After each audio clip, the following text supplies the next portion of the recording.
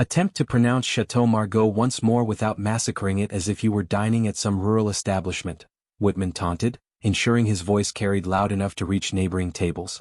He mocked Elena's subtle accent with vicious overemphasis, eliciting awkward laughter from his business partners. Elena's olive complexion darkened with embarrassment as every patron in the upscale restaurant focused their attention on her. The wine menu quivered barely noticeably in her grasp as Whitman prolonged his show. I'm convinced they'll employ just about anybody these days. Likely unable to even spell sommelier correctly, he continued, straightening his $15,000 timepiece. Perhaps you should focus on delivering fried chicken instead, dear. Mr. Han, the prominent Chinese technology mogul, gazed down at his meal, clearly disturbed by the prejudiced implications. Maintaining her professional demeanor unchanged, Elena addressed Mr. Han in flawless Beijing dialect Mandarin. Sir, would you like me to detail the wine's regional background prior to service? The table became completely quiet. Mr. Han's eyebrows raised in amazement while the CEO's grin became rigid on his features. The 5 a.m. wake-up call cut through Elena's cramped apartment's silence. She quieted it immediately, being mindful not to disturb her grandmother resting in the adjacent bedroom down the narrow corridor. At 28, Elena Wilson found herself far from her intended destination, despite her master's degree in linguistics displayed on her wall next to a weathered photograph from her Beijing graduation ceremony. She navigated her morning rituals quietly, her fingers sketching Chinese symbols in a well-worn journal while she waited for the kettle. 3 years prior, when Grant's condition had worsened, Elena had delayed her doctoral studies to tend to the woman who had nurtured her. The university positions had disappeared, substituted by the reliable wages from restaurant employment. Good morning, beautiful, her grandmother greeted, wheeling herself into the doorframe. Though her body had grown frail, her gaze stayed alert and perceptive. I prepared some tea for you, Gran, Elena responded, filling the hot liquid into a cracked mug decorated with Chinese characters. Working the evening service once more? Her grandmother's arthritis-swollen fingers curled around the heated cup. Elena confirmed with a nod, sliding a linguistics publication into her bag. Mr. Peterson assigned me to the VIP area this evening. Higher gratuities. She omitted the subtle insults, the prejudgments, or how patrons seldom made eye contact when placing orders. Do you recall what my mother used to say? Her grandmother shared a cherished saying between them. Learning is wealth that nobody can take away. Elena grinned, planting a kiss on the elderly woman's brow. And I possess a fortune in my mind. It simply requires someone to recognize the investment value. She adjusted her server's clothing, sensing the burden of two realities merging, the academic and the waitress. As she moved toward the exit, the pristine dining room sparkled beneath gentle crystal lighting, a symbol of privilege in the financial district's heart. Crisp white linens covered every surface like untouched powder, remaining perfect until the night's affluent guests would come to occupy their spaces. Elena entered silently through the staff door, acknowledging Jorge, the dishwasher who had worked there for 2 decades. The kitchen hummed with pre-shift activity, culinary staff shouting instructions, the steady rhythm of chopping produce, skillets crackling on commercial burners. Wilson, you're handling tables 12 through 15 this evening. Chinese business group with Whitman Enterprises. Manager Peterson's voice pierced the kitchen commotion as he drew near, his expensive Italian footwear tapping against the ceramic flooring. He appeared gaunt with constantly anxious eyes, more focused on satisfying the owner than the diners. These represent 8-figure customers. Don't create problems. Understood, sir, Elena answered, pushing her textbook further into her storage compartment. Peterson noticed the action. And eliminate that. Whatever literature you're studying, this establishment isn't an educational facility. He motioned dismissively at her belongings. Remember your function here. Visible but unobtrusive unless required. Nearby, Chad, a Caucasian server with half her tenure, received briefings on wine selections for the shift. The sommelier particularly requested your services for the Thompson gathering, Peterson informed him warmly. They value your expertise. Elena held her response. The previous week, she had corrected Chad's mispronunciation of Gewürztraminer, only to be instructed to focus on fundamentals. The Whitman Group may inquire about beverages. Simply summon me for any questions, Peterson directed her before departing. And Elena minimized the southern dialect. These are refined individuals. She observed his departure, then organized the dishes on her service tray with precise accuracy. She had committed the complete wine catalog to memory, including year differences and territorial features in both English and Mandarin. Not that anyone had inquired. The restaurant's unspoken hierarchies were more transparent than the fine glassware they used. Certain individuals deserved the spotlight, others belonged in shadows. The pre-service quiet provided a precious quarter hour of peace. While fellow servers browsed their devices or took smoke breaks outside, Elena secured the small corner seat in the staff area. She retrieved her worn copy of Advanced Business Mandarin from her bag, locating the folded page marked with the previous day's receipt. Chinese symbols danced across the paper, a visual art form she'd cherished since her undergraduate years. Elena traced them with her finger, silently practicing complex expressions about international business discussions. In an alternate reality, she would be employing these terms in conference rooms, not studying them between service duties. "Wanxia," she murmured, rehearsing how to express concerns regarding contractual provisions. Her delivery was perfect, a talent developed through 3 years of education in Beijing before Gran's illness had summoned her home. Approaching footsteps sounded. In one smooth movement, Elena concealed the textbook beneath a stack of menus and grasped her order notepad, pretending to study tonight's featured dishes. Peterson materialized in the entrance. "Whitman's group just contacted us. They're arriving 30 minutes ahead of schedule." His gaze focused suspiciously on her workspace. "What's your activity here?" "Studying the chef's specialties," she answered, displaying the pad. He appeared content with her explanation. "Excellent. And remember, these Chinese businessmen matter." Smile. "Agree. Don't attempt to participate in discussions." "Naturally." After his exit, Elena recovered her book, running her fingers across a Chinese saying in the margin. "The precious stone requires friction for polish, just as humans need challenges for growth." She shut the book and stored it away. Tonight would present another act as the unseen server, a character that had never suited her properly, but one she'd mastered playing flawlessly. The restaurant's impressive entrance doors opened at exactly 6:45 p.m. The security team arrived first. 2 expressionless men in black suits surveyed the space with expert thoroughness. They preceded a group of assistants bearing sophisticated tablets and leather cases. Then Mr. Han made his entrance.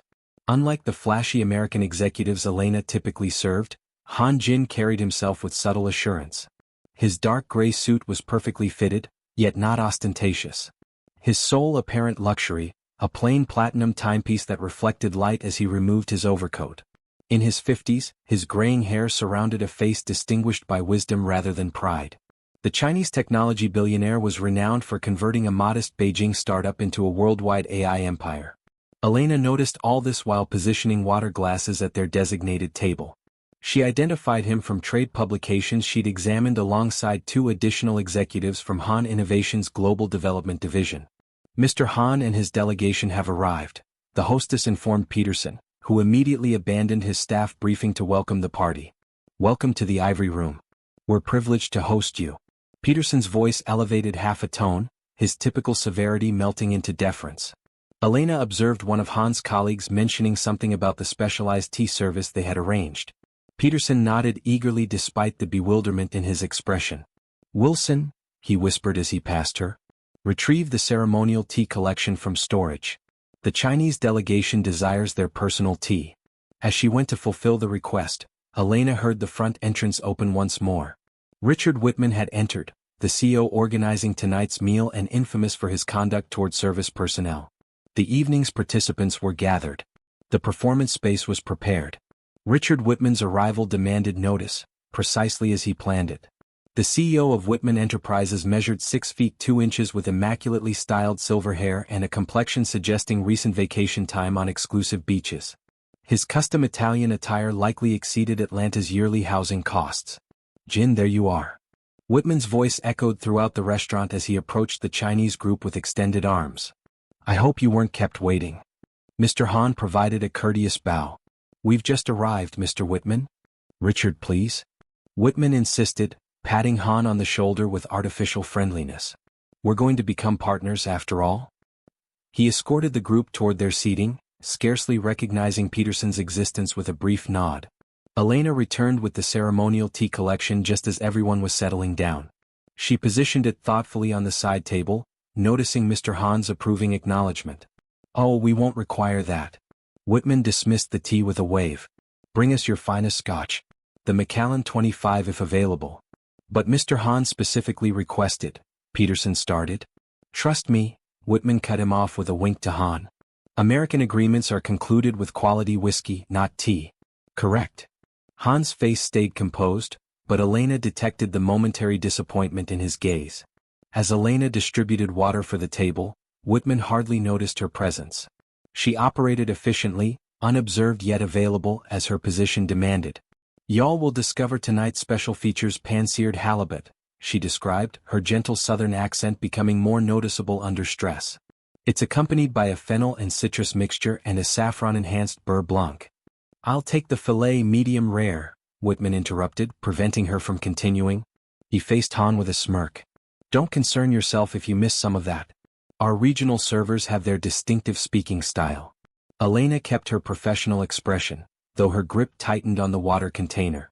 What was your phrase? Y'all will discover. Whitman proceeded, imitating her accent with exaggerated slowness, stretching each sound. I occasionally require an interpreter myself. He chuckled, scanning the table expectantly. The Chinese delegation shifted uneasily. One of Han's associates managed a polite smile, while Han himself remained expressionless, observing Elena with silent focus. Now imagine attempting to explain complex technical details, Whitman continued, apparently unaware of the discomfort.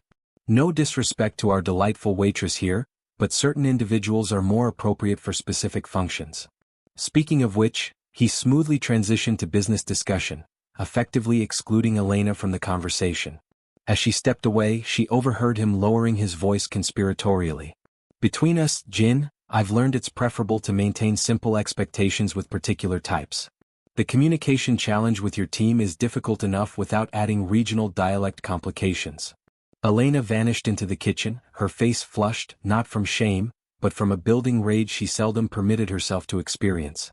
In the kitchen's organized turmoil, Elena discovered a moment of isolation near the service area. Her hand shook slightly as she organized bread in a basket, the routine motion typically soothing her disturbed emotions. Not this evening. 20 minutes into service and Whitman had already transformed her into a joke, a stereotype with an accent but no intelligence. She'd encountered this previously, but something about tonight felt distinct. Perhaps it was witnessing Mr. Hahn's quiet dignity contrasted with Whitman's arrogance. Or perhaps it was simply reaching her limit. Are you all right? Jorge inquired, stopping with a stack of clean dishes. That man at table 14 is a real jerk. I'm fine, she responded automatically. The restaurant motto, always fine, always cheerful, always accommodating. But was she? Gran's voice resonated in her thoughts. You weren't brought up to accept disrespect, Elena Marie. Your mother would never have tolerated it and you shouldn't either. Her mother, brilliant, fierce, departed too early, had truly never endured such treatment. But she also hadn't confronted the practical challenges Atlanta now balanced. Gran's healthcare expenses, increasing rent, outstanding student debt. Elena examined her reflection in the polished serving dish. The woman gazing back had spent years diminishing her brilliance, speaking more quietly, nodding more frequently. For what purpose? Security that increasingly felt like imprisonment. Order ready for 14. The chef's announcement pulled her back to present circumstances. As she positioned the appetizers on her tray, Elena calculated the price of self-respect.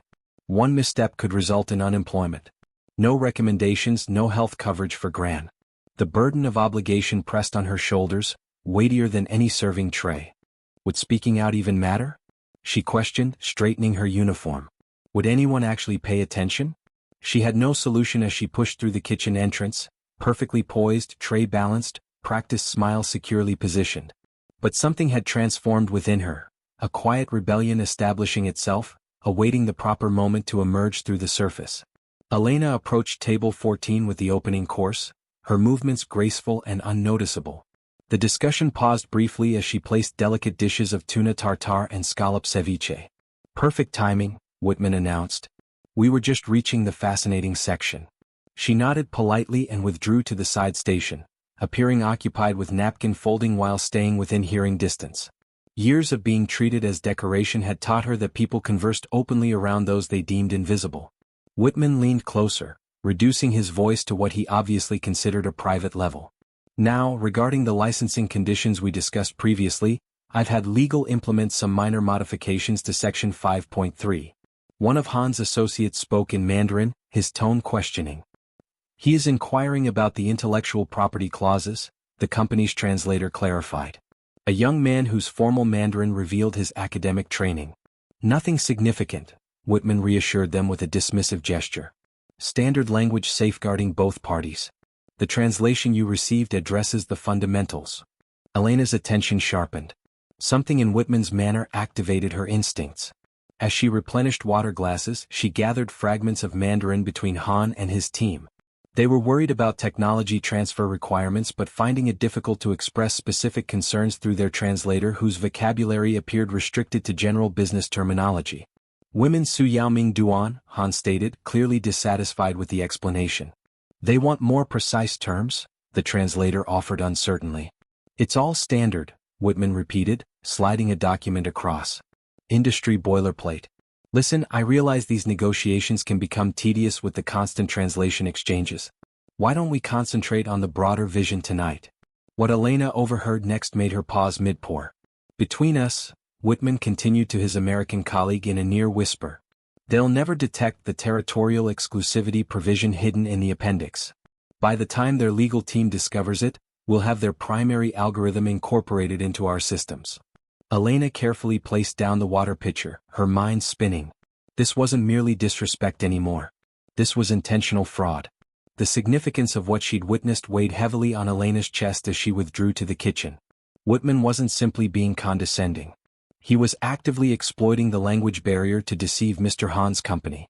The minor modifications would essentially provide Whitman Enterprises unlimited access to Han Innovation's proprietary technology while restricting their access to international markets. Elena paced near the dessert station, her thoughts colliding like storm systems. This was wrong. Obviously wrong. But what action could she take? What should she do? The logical response was nothing. Remain silent. Keep her profile low. This wasn't her business arrangement or her concern. She was here to serve meals, collect gratuities and return home to Gran. But the academic in her, the woman who had once aspired to create connections between languages and cultures, couldn't disregard the deliberate miscommunication occurring in front of her. Wilson, where's the Bordeaux for table 14? Peterson's sharp voice interrupted her contemplation. Coming immediately, she responded automatically, moving to the wine cellar. As she carefully decanted the expensive red wine, Elena considered her alternatives. She could slip a note to Mr. Han, but that would be immediately suspect. She could attempt to speak with him privately, but when would she find the opportunity? And even if she managed to, why would he trust a server over a potential business associate? The main course would be served shortly. Following that, contracts would be discussed seriously. The window of opportunity was narrowing rapidly. Elena's hands paused on the wine bottle.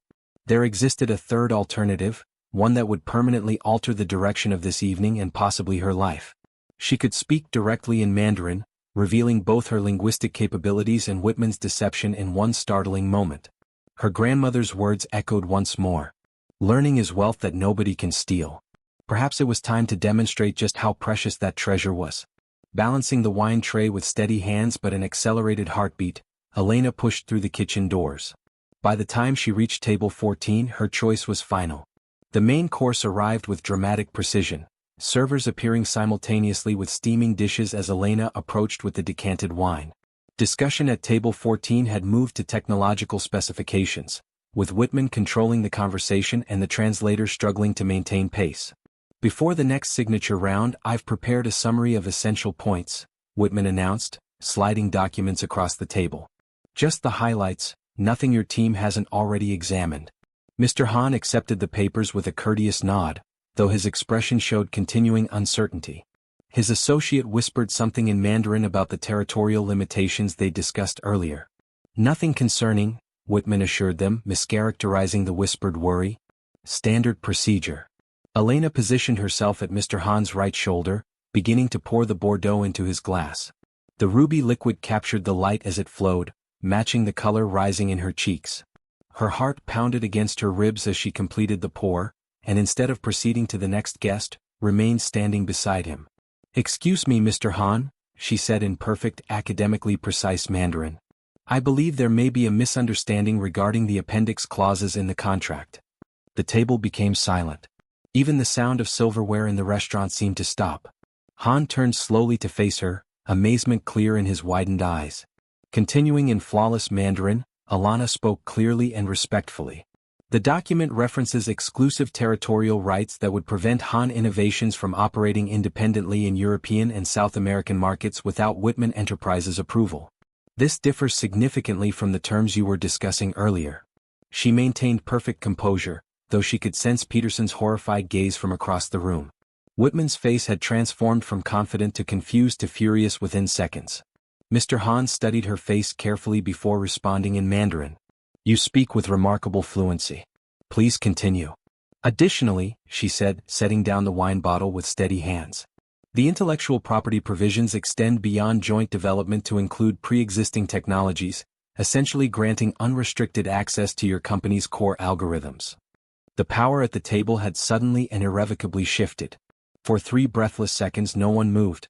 The restaurant's background noise seemed distant, as if Elena and the table existed in their own sphere of suspended time. Whitman recovered first, his business smile straining at the edges. "I don't know what she's saying, but I assure you, she is saying," Mr. Han interrupted in measured English, "that your contract contains terms significantly different from what you have verbally described." His gaze never left Elena's face. "Terms that would be highly unfavorable to my company." Whitman's complexion shifted from healthy tan to mottled red. "This is completely inappropriate." "Peterson," he called out, searching for the manager. Peterson materialized instantly, practically jogging to the table. "Sir, I am so sorry for this intrusion. Elena will be removed immediately." "No." Mr. Han's single word carried quiet authority. "She will stay." Whitman leaned forward, lowering his voice to a harsh whisper. "Jin, this is absurd. You can't possibly take the word of a linguistic scholar who speaks Mandarin more fluently than your translator," Han finished, switching back to Mandarin to address Elena. "Where did you study?" "Beijing Normal University, sir. I completed my master's there 3 years ago," she replied, maintaining her professional composure despite the electric tension surrounding her. Han nodded appreciatively before turning to Whitman. "I prefer to continue our discussion with Elena present to ensure accurate communication." Whitman's fingers drummed against the tablecloth, his expression calculating behind the mask of affability. Peterson hovered uncertainly nearby, torn between customer service protocols and the unprecedented situation unfolding. The delicate power balance of the evening had been completely upended, leaving everyone except perhaps Mr. Han struggling to find their footing in this new reality. "This is highly irregular," Whitman protested, his voice strained with forced cordiality. "Our companies have professional translators for these matters." Mr. Han turned to his own translator, a young man who now looked profoundly uncomfortable. They exchanged brief words in Mandarin. "With respect," the translator said, bowing slightly. "I acknowledge that my business vocabulary is limited. I was hired primarily for general communication."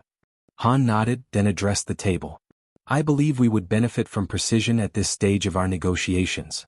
He gestured to the empty chair between himself and his chief financial officer. "Alana, would you join us?" The invitation hung in the air like a challenge. Alana felt the weight of every eye in the restaurant. Servers pausing mid-step. Peterson's horrified stare. Whitman's barely contained fury. "Sir, company policy strictly prohibits staff from," Peterson began. "I'll gladly pay for her time," Han interrupted smoothly. "Consider it a consulting fee for specialized language services." "I'm not sure," Peterson stammered. $10,000, Han stated calmly. "For the remainder of the evening, paid directly to your restaurant." The sum silenced Peterson instantly. Even Whitman's objections faltered. Elena carefully set down her serving tray, removed her apron, and handed both to a slack-jawed Peterson. With quiet dignity she took the offered seat, back straight, hands folded professionally on the table. "Thank you, Mr. Han," she said in English, then switched to Mandarin. "I'm happy to facilitate clear communication between both parties." Han smiled, the first genuine smile of the evening. "Excellent. Now, perhaps we should review these documents from the beginning with proper translation of all terms." Whitman's face performed a remarkable transformation, shifting from outrage to calculation to practiced affability in seconds. "Of course," he said smoothly. "Transparency is key in any partnership." Across the restaurant, servers whispered behind cupped hands. Chad stared open-mouthed at his colleague's astonishing elevation. And in that moment, Elena felt the invisible barriers she'd lived behind for years begin to crumble. She was no longer background music. She had become part of the symphony. "If you'll excuse us for a moment," Whitman said with practiced charm. "I'd like a brief word with our unexpected translator." He gestured toward the hallway leading to the private dining rooms. Mr. Han nodded, already engrossed in reviewing the contract with his team. Elena rose gracefully, maintaining her professional composure as she followed Whitman from the table. The moment they rounded the corner, out of sight from the main dining room, Whitman's demeanor transformed. He turned on her, stepping uncomfortably close. "What exactly do you think you're doing?" he hissed, voice low but venomous. His expensive cologne couldn't quite mask the sour smell of anger. Elena stood her ground. "Providing accurate translation services, sir.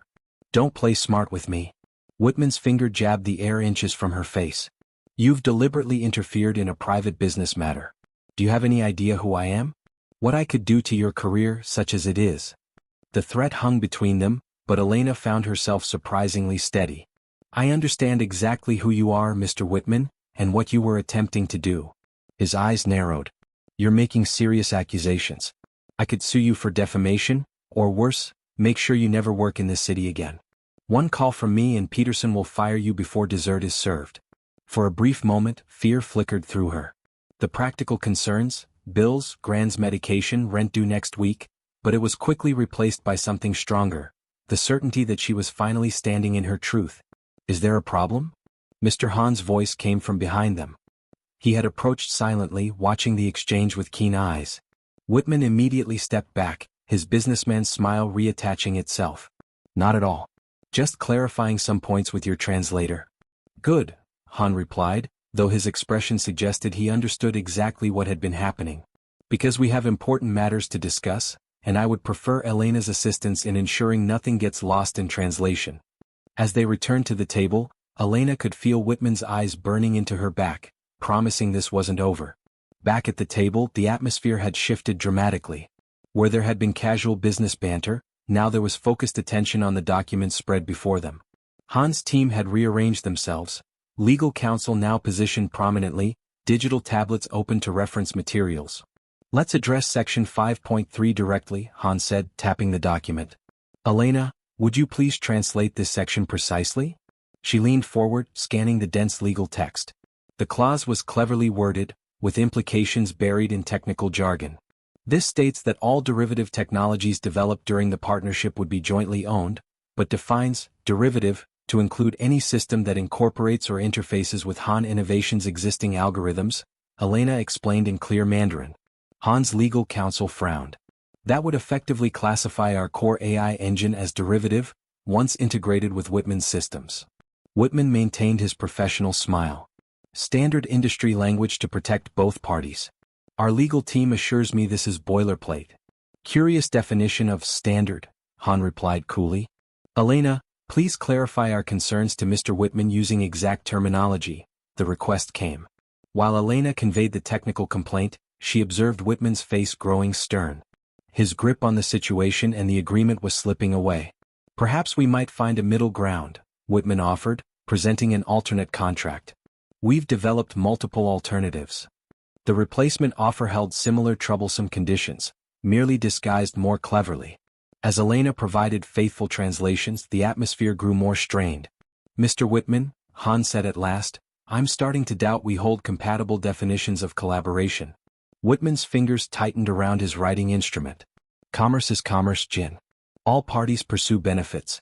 Certainly in China as well. Exercise caution," Han cautioned, maintaining pleasantness in his tone while his gaze remained alert. Cultural assumptions seldom enhanced discussions. The careful diplomatic balance was crumbling. Han's colleagues shared worried looks. Someone started texting frantically. Whitman's associate spoke quietly but urgently to him. Elena discovered herself positioned at the center of a business relationship collapsing in the moment. The night balanced precariously. Multi-million-dollar contracts and professional futures hung in uncertainty, possibly including her own. The mood surrounding the table had frozen to polar temperatures. Han's head of finance now spoke quickly in Mandarin regarding abandoning the entire arrangement. Whitman's partner calculated possible damages on his device under the table. The alliance was falling apart before everyone present. Elena watched the understated cultural undercurrents beneath the disagreement. Academic years had shown her that discussions involved more than just language. They concerned cultural structures and maintaining dignity. "Mr. Han," she spoke softly in Mandarin, "might I share a perspective?" He agreed with a nod, interest briefly replacing irritation. Within American corporate culture, forceful bargaining methods are frequently viewed as normal procedure, testing limits to discover where opponents establish boundaries. She selected her language with care. This approach isn't necessarily perceived as insulting, but rather as anticipated business methodology. Han reflected on this, then replied in Mandarin. Within Chinese corporate culture, confidence and shared regard come before legal specifics. Without the former, the latter holds minimal worth. Alana addressed Whitman, changing to English. "Mr. Han comprehends competitive bargaining, yet his worry extends past particular conditions. The methodology has generated confidence problems that endanger any partnership's basis." Whitman's gaze sharpened, yet his demeanor changed somehow. For the first occasion that night, he appeared genuinely attentive. "Mr. Whitman," Elena proceeded, utilizing her scholarly background in intercultural communication. "In Chinese corporate culture, the principle of guangshi, connection development, is essential. Agreements follow confidence, not vice versa." Silence settled over the gathering as Whitman considered this. "What would you recommend?" he eventually inquired, speaking to Elena directly for the first occasion. "Perhaps beginning with common values instead of particular conditions," she suggested, building shared comprehension of partnership significance to both organizations before discussing legal terminology. Han approved with a nod. A sensible method. Whitman examined Han's expression, then reached a conclusion. He moved the disputed papers aside and positioned a fresh notepad at the table's center. "Let's begin anew," he declared. "No concealed provisions, no forceful strategies. What values would make this alliance worthwhile to Han Innovations?" The discussion had discovered renewed energy with Alana as its surprising center. As the dialogue moved toward fundamental principles, Elena's function evolved from simple translator to cultural connector. She maneuvered the intricate linguistic landscape with exceptional accuracy, flowing effortlessly between tongues while preserving subtlety, technical specifics, and cultural meaning. When Han outlined his company's AI framework using specialized Chinese terms, Elena didn't merely translate vocabulary, she converted concepts into technically accurate English that Whitman's group could instantly understand. "The neural network structure he's explaining resembles your quantum computing system," she clarified to Whitman, yet with a core distinction in uncertainty variable processing. When legal terminology emerged without direct Chinese equivalents, she offered contextual clarification instead of literal word conversion, guaranteeing genuine understanding from both parties. The conversation became progressively technical, addressing algorithm specifications, machine learning procedures, and exclusive systems. Still, Elena never wavered, using her scholarly foundation to sustain communication flow. Han's group started posing complex inquiries to her, depending on her to communicate not merely their statements but their goals. Whitman's technical staff ceased awaiting translations, instead observing Elena's expressions as she spoke, acknowledging her insight's worth. "Inquire about latency problems in distributed systems," Whitman requested, now speaking to her directly instead of through her. As conversations advanced, even Peterson, waiting nervously close by, appeared impressed. The server he had told to minimize her regional accent was now directing a multi-million-dollar discussion with assurance and skill. Alana experienced quiet fulfillment as she continued translating. This represented her training's purpose, not simply converting language but genuinely linking minds across cultural and linguistic barriers. As wait staff removed dinner plates, the discussion adopted a more comfortable tone. The initial business structure had been formed with both parties discovering shared understanding that seemed impossible an hour before. "I'm intrigued," Mr. Han said, addressing Atlanta during the natural break before dessert. "Your Mandarin is remarkable, scholarly quality, yet with Beijing informal expressions. Where did you learn?" "Beijing Normal University," she responded. "I finished my master's in comparative language studies there 3 years past, focusing on business communication between Eastern and Western tongues." Whitman, who had been reviewing his device, looked up with renewed attention. "Previously, I completed undergraduate studies at Georgetown," Elena continued, "dual concentration in Chinese language and international commerce." "Outstanding qualifications," Han observed. "How did you come to?" He indicated subtly toward the restaurant surrounding them. Elena sipped water, organizing her response. This story wasn't frequently shared. I gained acceptance to a doctoral program, she explained. My research would have examined how language influences international business discussions, she added with irony. A slight smile appeared. However, my grandmother who raised me suffered a stroke. She required constant care and I was her sole relative. Therefore, I delayed academics and secured employment offering health coverage and schedule flexibility. Han nodded thoughtfully. Family duty represents a fundamental Chinese cultural principle. Your grandmother must feel great pride. She tells me daily that learning is wealth nobody can remove, Alana stated, the familiar saying providing warmth despite the formal environment. Do you command other languages with similar skill? Han questioned. French and Spanish at professional levels, sufficient Japanese for basic needs. I was learning Korean before. She gestured, indicating her present situation. Whitman observed her with fresh perspective, evaluating and appraising, as though recognizing a precious resource he had previously ignored. 3 years serving executives their meals, he reflected aloud, while knowing more languages than most of my international staff combined. Yes, sir, Elena answered simply. Would you care to review the dessert selections? Dessert dishes had been removed, espresso served in fine cups. Beyond the restaurant windows, urban lights gleamed against the dark sky. 3 hours had elapsed since Elena first spoke Mandarin at the table. 3 hours that had entirely altered the evening's direction. I believe we possess the structure for something worthwhile, Han stated, examining the handwritten values they had developed. My legal staff will compose new papers reflecting these conditions. Whitman agreed, his previous hostility replaced by sincere involvement. I'll have our people eliminate the troublesome sections. Fresh start as promised. The two executives exchanged looks of careful regard. Not friendship exactly, but an understanding foundation that hadn't existed previously. We'll complete everything at tomorrow's meeting, Han continued. 9 o'clock at your facilities. Anticipating it, Whitman confirmed, then paused. Would it be feasible? He glanced at Elena. That is, would you consent to attend tomorrow as well to maintain continued understanding? Before Alana could answer, Han interjected smoothly. I intended to propose the same. Your knowledge has been precious. The understanding of what was occurring swept over Atlanta. She was being invited into a corporate boardroom, not to serve beverages, but to enable a multi-million-dollar international agreement. I would be privileged, she said, preserving professional composure despite underlying emotions. As executives prepared to depart, Han extended his hand to Atlanta, showing respect between peers. Thank you for your remarkable service tonight. You've altered this partnership's trajectory positively. Whitman offered his hand as well, his expression indicating he was still processing the evening's surprising developments. Indeed, it appears I've been undervaluing the ability directly before me. The next morning found Elena in the Whitman Enterprises entrance, wearing her finest interview attire, a navy suit and used since her last academic conference 3 years prior. She had called in ill to the restaurant, something unprecedented, and spent hours updating her grandmother on the previous evening's remarkable events. The executive meeting room overlooked the city from the 40th floor.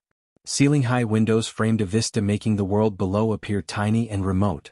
Han and his group were already seated upon her arrival, with Whitman and his staff entering shortly after. The meeting progressed with unexpected effectiveness. The previous night's groundwork enabled swift resolution of remaining issues.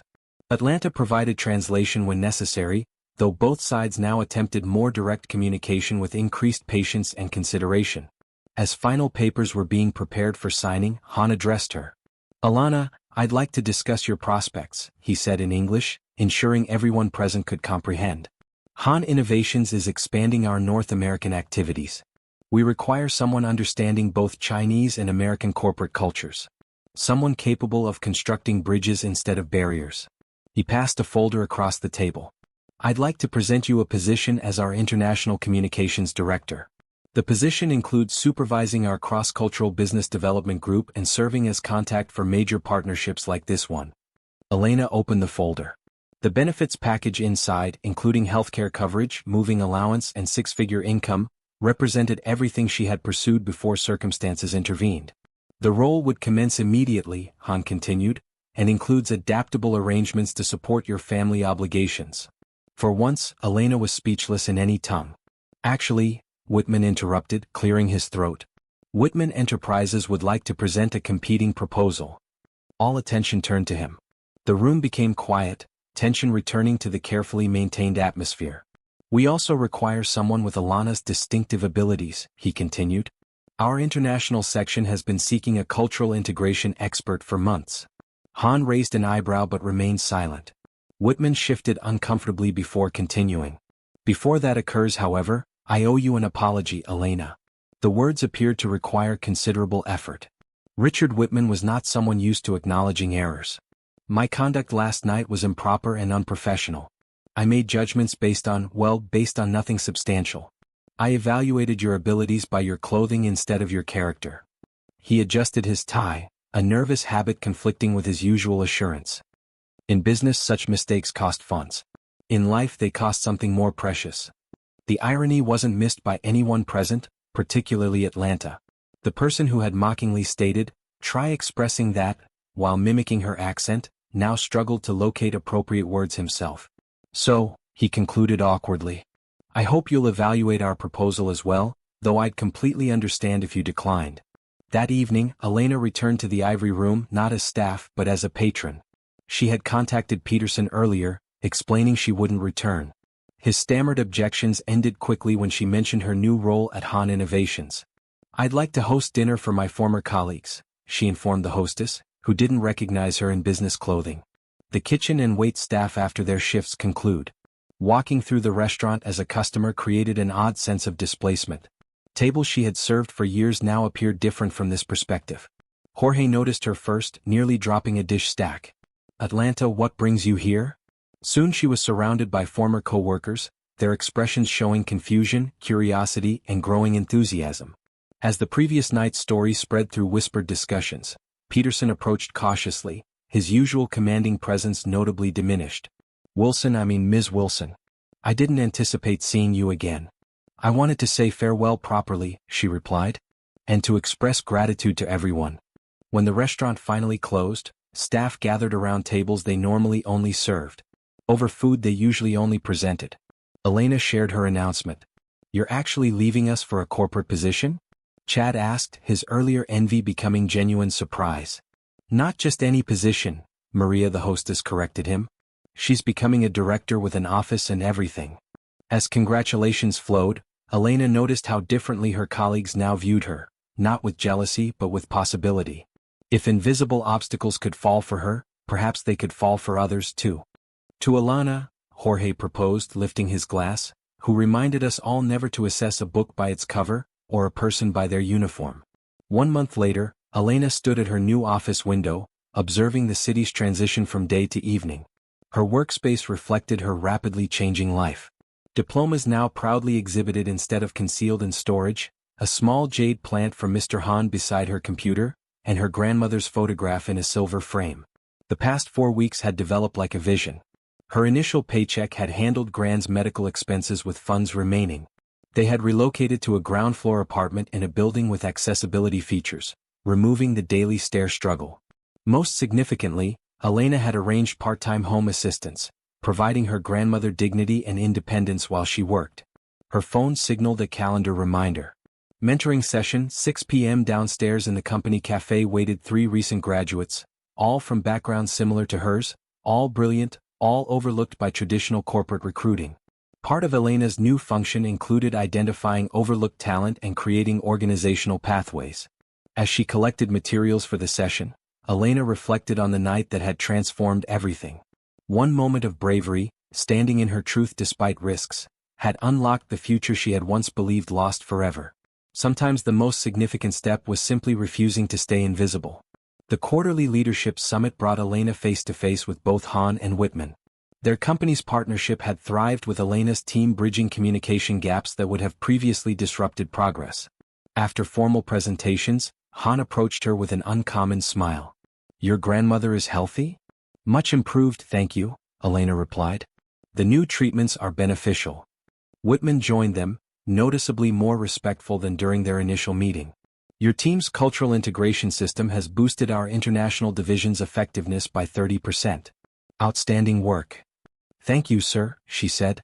We're just beginning. As executives moved to other discussions, a young server approached with a beverage tray. Elena noticed how the executive's gazes passed by him as though he were invisible, just as they once had with her. "Thank you," she said, making intentional eye contact while accepting a glass. "I value your careful attention." The young man's surprised smile reminded her of herself not long before. Later, addressing the closing session, Elena shared the philosophy now guiding her work. Ability speaks every language. Intelligent leaders pay attention. The most precious assets in any organization are frequently hiding openly.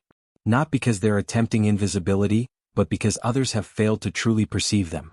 If this narrative touched you, remember that everyone possesses hidden abilities awaiting recognition. Perhaps even you. Who in your life might you be undervaluing? Who might be undervaluing you? Don't allow powerful stories like Elena's to stay invisible. Subscribe to Beat Stories now and hit that like button to help us reach more people who need this message. New inspirational true stories weekly that challenge viewpoints and celebrate hidden potential. Join our community where we acknowledge that everyone has a story worth sharing, including you. Beat Stories, because the most influential narratives are those that change how we perceive the world and ourselves. You just observed the gap between power and responsibility. At Beat Stories, we close that gap one story at a time. Subscribe and help hold systems, leaders, and gatekeepers accountable.